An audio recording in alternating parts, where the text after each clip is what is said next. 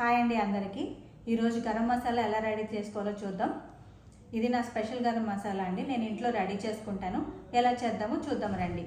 గరం మసాలాకు కావాల్సిన పదార్థాలండి.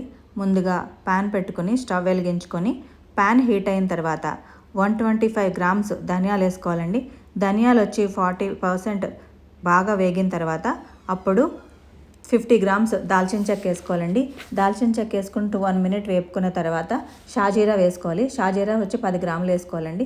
తర్వాత ఇలాచి 30 గ్రాములు, సోంపు 25 గ్రాములు, మిరియాలు 20 గ్రాములు, జీలకర్ర 10 గ్రాములు, బిర్యానీ ఆకు 5 గ్రాములు, జాపత్రి 16 గ్రాములు, బ్లాక్ ఇలాచి 20 గ్రాములు, స్టార్ పువ్వు 10 గ్రాములు, నట్మగ్స్ 12 గ్రాములు, రాక్ ఫ్లవర్ 5 గ్రాములు, లవంగాలు 25 గ్రాములు, గుంటూరు మిర్చి 20 గ్రాములు, గసగసాలు 35 గ్రాములు వేసుకొని స్లో ఫ్లేమ్లో, అంటే మనం ఇప్పుడు ఒక్కొక్కటి చెప్పాను కదా, అవన్నీ ఒక్కొక్క నిమిషం స్లో ఫ్లేమ్లో వేపుకుంటూ చేసుకోవాలండి. తర్వాత అవన్నీ చల్లారిపోయిన తర్వాత మనం ఏమైతే వేపుకున్నామో అవన్నీ బాగా చల్లారిన తర్వాత మిక్సీ పట్టుకోవాలండి.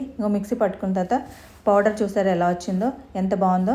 ఇది స్మెల్ కూడా చాలా బాగుందండి. ఇది ఇప్పుడు నేను ఇవాళ చికెన్ కర్రీ వండుతున్నానండి.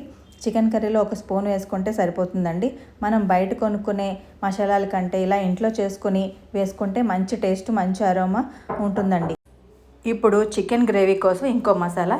ఈ గ్రేవీ చాలా టేస్ట్ వస్తుందండి ఈ గ్రేవీ వేసుకుంటే. అట్లనే ఇగురు కూడా బాగా వస్తుంది. ఇందులో ఫస్ట్ వచ్చేసి కొబ్బరి, ఎండు కొబ్బరి అండి. తర్వాత జీడిపప్పు, గసగసాలు గోరువెచ్చని నీటిలో ఒక అరగంట ముందు నానబెట్టుకోవాలండి.